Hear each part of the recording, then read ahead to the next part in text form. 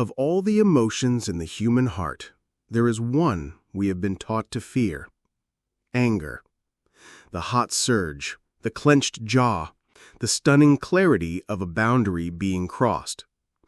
And for the good person, the giver, the people pleaser, it is the ultimate poison.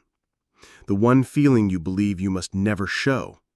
The one you have learned to swallow, to rationalize, to disguise, to push down until it feels like it might just choke you. You have been taught that your anger is destructive, selfish, unkind. But what if everything you've ever believed about your anger is wrong? What if it is not the poison, but the antidote? The very medicine your tired, resentful soul has been crying out for. Carl Jung understood that to deny your own anger is to perform a kind of psychic self-mutilation. It is to sever a vital part of your own life force. Because healthy, authentic anger is not about destruction. It is the energy of profound self-respect. It is the sacred fire that says, I matter. My needs matter. My dignity matters. So today, we are not going to tell you to just get angry. That is not the path. We are going to do something far more radical.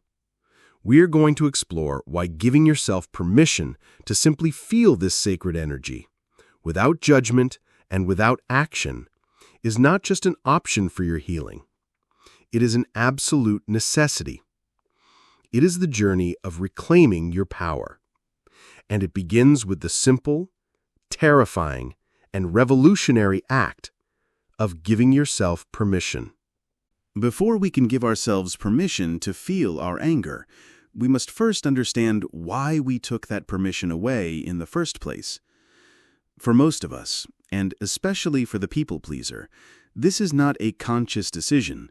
It is a deep, conditioned program rooted in childhood.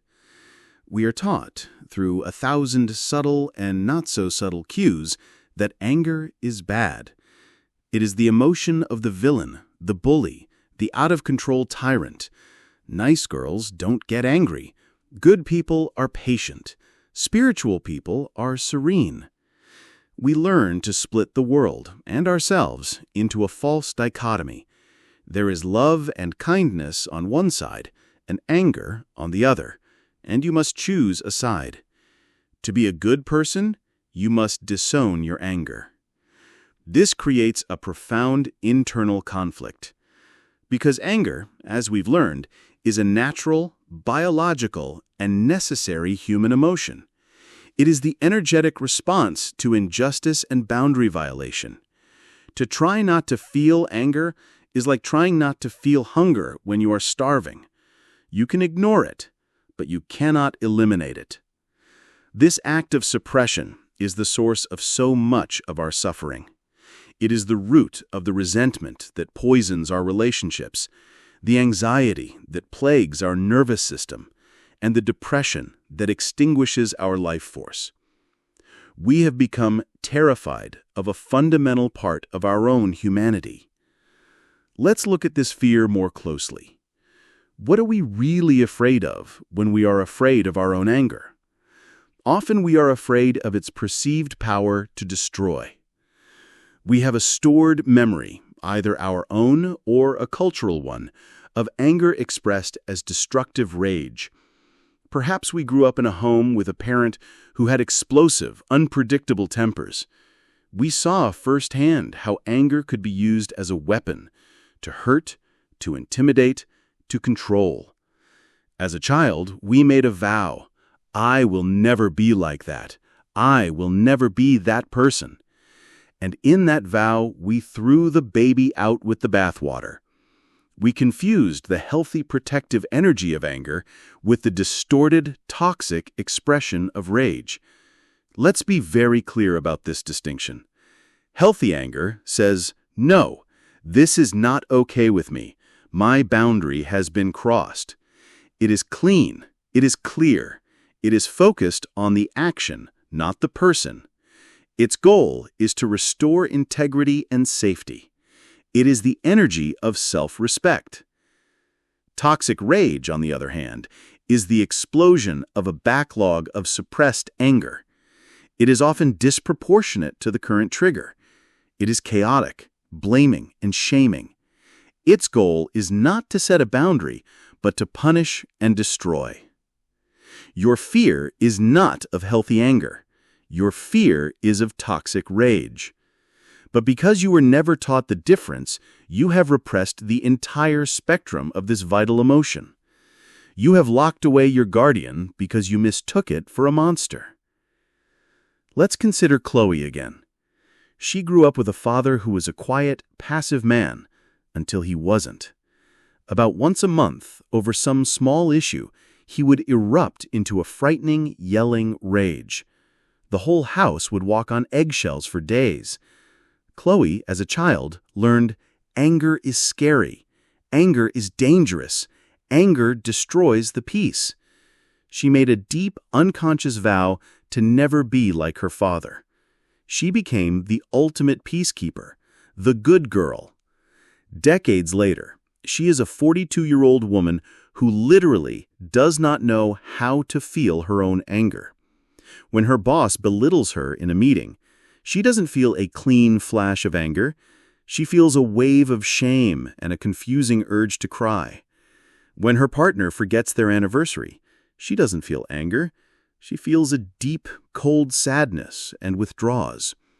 Her body has learned to immediately convert the forbidden energy of anger into a more acceptable emotion like sadness or fear.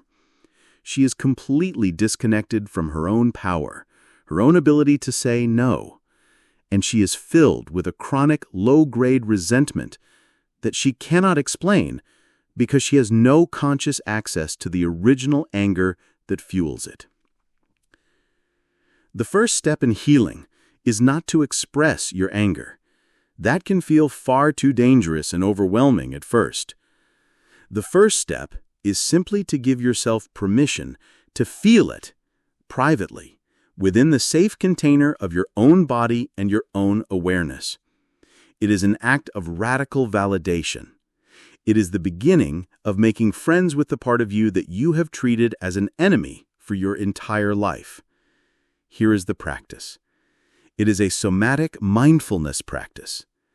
The next time you are in a situation where you should feel angry, someone cuts you off in traffic, a colleague takes credit for your work, you read about an injustice in the world, and you notice that you instead feel sad or anxious or numb, I want you to pause. Close your eyes if you can. Take a deep breath and say to yourself silently, "It is okay to be angry about this." Just the words, "It is okay to be angry." Then scan your body and ask, where is the anger living in my body right now? Don't look for a big, obvious feeling. Look for the subtle clues. Is it the clenching in your jaw? The heat rising in your chest? The sudden tension in your shoulders? The buzzing energy in your hands? These are the physical signatures of the anger you have suppressed. Your only job is to notice them, to be with them, to breathe into that sensation without judgment. You are not acting on the anger. You are not even analyzing it yet. You are simply allowing it to exist. You are allowing it to be a valid part of your human experience. This practice over time begins to rebuild the neural pathways that have been shut down for decades. You are teaching your nervous system that the feeling of anger itself is not a threat, that you, the adult, are big enough to hold this energy without being consumed by it. You are separating the feeling of anger from the fear of rage. This is a profound act of self-reclamation. You are calling your guardian back from exile. You are acknowledging the part of you that is fiercely loyal, the part that is dedicated to your own dignity and self-respect. You are beginning to understand that this energy is not the poison. It is, in fact, the very source of your power. To give yourself permission to feel your anger is the first courageous step. But to truly befriend this exiled part of yourself, you must also understand its purpose. Why did nature give us this fiery, powerful, and often uncomfortable emotion? It is not a design flaw. Healthy anger has at least 3 sacred, life-serving functions. Understanding these functions is what moves us from fearing our anger to valuing it as a source of wisdom and power. The first sacred function: anger as a guardian of your boundaries. Imagine your sense of self is a piece of land, a property that is uniquely yours. Your boundaries are the fences that surround this land. They define what is you and what is not you. They protect your inner resources, your time, your energy, your values, your emotional well-being. A person with healthy boundaries has clear, well-maintained fences. They know when to open the gate and when to keep it closed. The people pleaser, however, often has broken, neglected, or non-existent fences. She was taught that having a fence is selfish.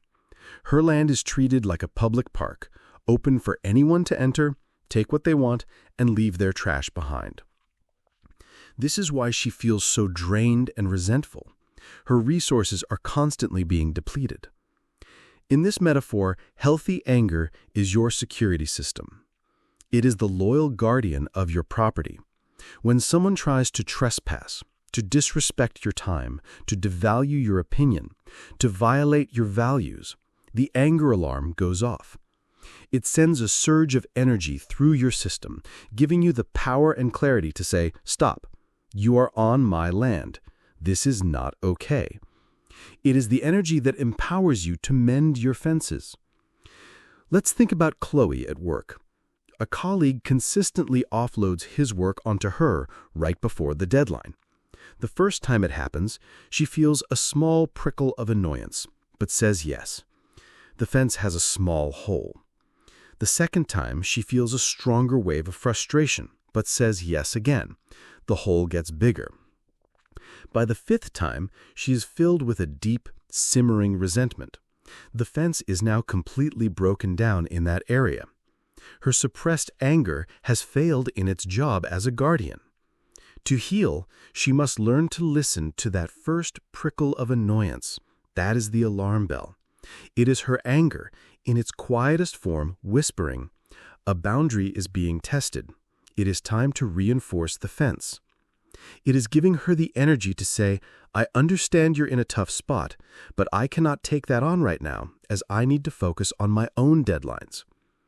Anger is not the force that destroys relationships. It is the force that protects the integrity of the self, which is the foundation of all healthy relationships. Pause and ask yourself, where in my life are my fences broken? Where do I consistently feel taken for granted or disrespected? What would my anger, my guardian, say about that situation if I allowed it to speak? The second sacred function: anger as a catalyst for change. The world is not a perfect place. There is injustice, there is cruelty, there is systemic oppression, and a healthy human being is meant to have a response to this. That response is often anger. This is what we might call righteous or sacred anger. It is not a petty personal grievance. It is the soul's response to a violation of its deepest values: justice, truth, compassion, fairness. The good girl is often taught to be nice and positive, even in the face of injustice. She is told that anger is not constructive, that she should be the bigger person. This leads to a state of passive complacency, a kind of spiritual bypassing. She sees something wrong in her family, her workplace, or the world, and she feels the fire of righteous anger rise up, but her conditioning tells her to suppress it. And in doing so, she suppresses the very energy that is needed to create positive change.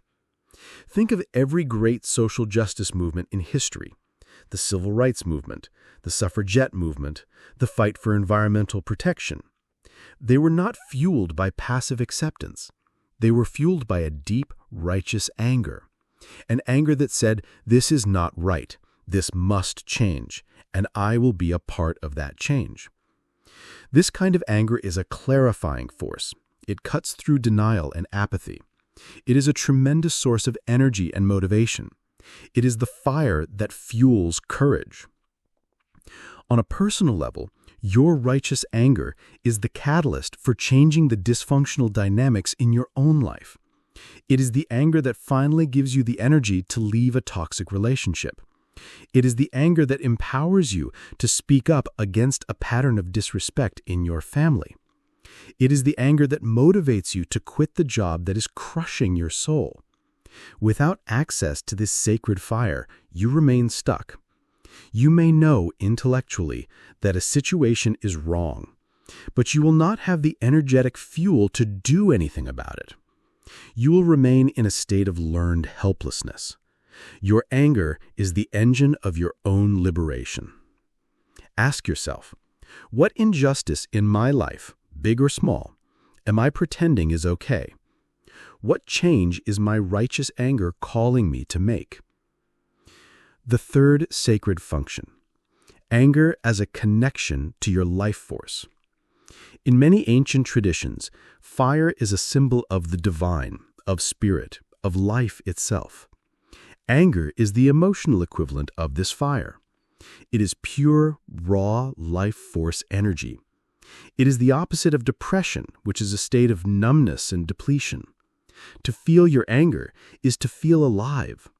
It connects you to your passion, your vitality, your yes to life. The person who has disowned their anger often feels dull, flat, and disconnected. They have cut themselves off from a huge spectrum of their own aliveness. Because when you numb one emotion, you numb them all. You cannot selectively numb your anger without also dampening the capacity for joy, for passion, for ecstatic connection. You end up living in a gray, muted, safe emotional landscape. It is a life lived in the shallow end of the pool. Reclaiming your anger is the process of reclaiming your vitality. It is allowing the full spectrum of your humanity to flow through you again. It is trusting that you are big enough to hold both the fire of anger and the waters of joy. When you give yourself permission to feel your anger, you are not becoming a more negative person. You are becoming a more vibrant person. You are reconnecting with the wild, untamed, passionate energy that is your birthright. It is the energy of your own powerful beating heart. It is the fire of your own soul, finally allowed to burn brightly. We understand now that our anger is not the enemy. It is our guardian, our catalyst, and our life force. We have given ourselves permission, intellectually, to feel it. But then we come face to face with the great terror, the question that stops so many people-pleasers in their tracks. But if I allow myself to be angry, won't I hurt people? Won't I destroy my relationships? Won't I become the monster I've always been afraid of? This is a valid and deeply important fear. And the answer is, not if you learn to work with your anger consciously. The path forward is not one of suppression, nor is it one of uncontrolled explosion. It is a third path, the path of conscious expression and responsible action. This is the art of turning the raw energy of anger into a clean, clear force for positive connection and change. This art begins with a foundational practice we can call name it to tame it. This is a concept from the work of Dr. Dan Siegel, a pioneer in interpersonal neurobiology. The idea is that when you can put a name to a strong emotion, you activate the prefrontal cortex, the more rational thinking part of your brain. This helps to calm down the reactive, emotional limbic system. You are moving from being flooded by the feeling to being the observer of the feeling. This creates a crucial space for choice. So the practice is this. The next time you feel that surge of anger, the first step is the somatic practice we've learned. Pause, breathe, located in your body. The second step is to name it, either silently to yourself or, if it feels safe, out loud to another person. But here is the key. You must use an I statement. You are taking ownership of the feeling, not blaming the other person for making you feel it. It looks like this. Instead of, "You are so disrespectful for being late," this is an attack. You say, "When you are late, I feel angry because the story I tell myself is that you don't value my time." This is a revelation.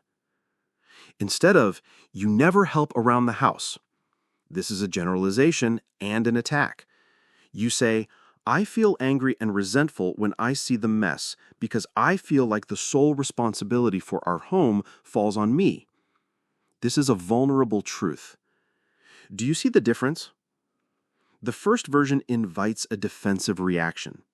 The other person will immediately feel the need to defend themselves, and you are launched into a circular argument. The second version, the I statement, is non-debatable. No one can argue with how you feel. It is a clean, honest expression of your inner state. It invites the other person into a conversation, not a fight. It opens the door for understanding and problem solving. You are not using your anger as a weapon to attack them. You are using your anger as a flashlight to illuminate your own inner world for them. This is the beginning of responsible expression. But what if the situation is not safe for direct expression? What if the anger is towards your boss or a difficult family member where direct confrontation would be unwise? This is where your shadow journal becomes your sacred training ground. You must have a place to discharge the raw energy of the anger so that it doesn't fester inside you. This is where you write your unsent letter. This is where you allow yourself to be childish, petty, and irrational on the page. You write it all down. You get it all out. You burn the letter afterwards if you need to. This practice honors the energy. It gives it a voice without causing external harm. It metabolizes the charge so that you are not carrying it around in your body or your psyche.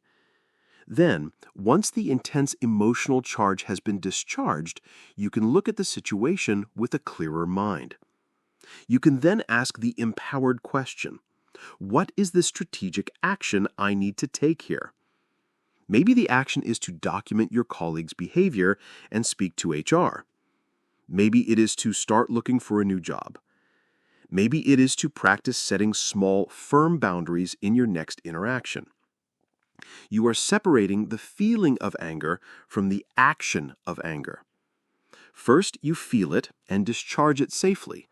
Then you choose a conscious, strategic action. This is how you use your anger as fuel for intelligent change, not as a catalyst for destructive chaos. Let's look at Chloe's situation with her flaky friend Amanda. After Amanda cancels for the 5th time, Chloe feels the rage. Old pattern? Suppress the anger, send a nice text, and then seethe with resentment, complaining about Amanda to other friends. New practice. Feel it. Chloe pauses. She notices the heat in her chest and the clenching in her stomach. She says to herself, "I'm feeling angry right now. This is okay." Discharge it safely. She opens her journal and writes a furious, unsent letter to Amanda. "I am so angry and hurt that you keep doing this. It makes me feel like you don't respect me or our friendship at all." She gets it all out. After writing, she feels calmer. She asks, what is the unmet need here? The answer is, my need for reliability and respect in a friendship. What is the boundary that was crossed? My boundary around my time being valued. Now she can respond to Amanda's text. She doesn't have to be aggressive. She also doesn't have to be fake. She can choose a third way, the path of clean, honest communication. She might write, "I was really looking forward to our hike, so I'm disappointed to hear you have to cancel. I've noticed this has happened a few times recently, and it's starting to make me feel like scheduling things with you is difficult. I really value our friendship, so I'd love to talk about it sometime if you're open to it. This response is revolutionary. It is honest, it is vulnerable, it is non-blaming.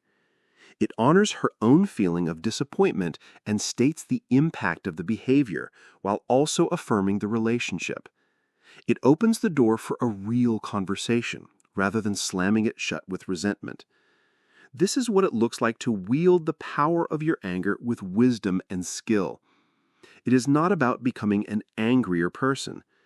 It is about becoming a more honest and therefore a more powerful and loving person. You are not destroying your relationships. You are finally giving them a chance to be real. We have journeyed today into the heart of a feared territory. We have stood before the fire of our own anger. We have challenged the old story that taught us it was a destructive, shameful force, and we have replaced it with a new, more empowering truth. We have seen that healthy anger is not the enemy. It is our guardian, our catalyst for change, and a direct connection to our own vibrant life force. We have learned to distinguish the clean fire of healthy anger from the toxic explosion of unprocessed rage.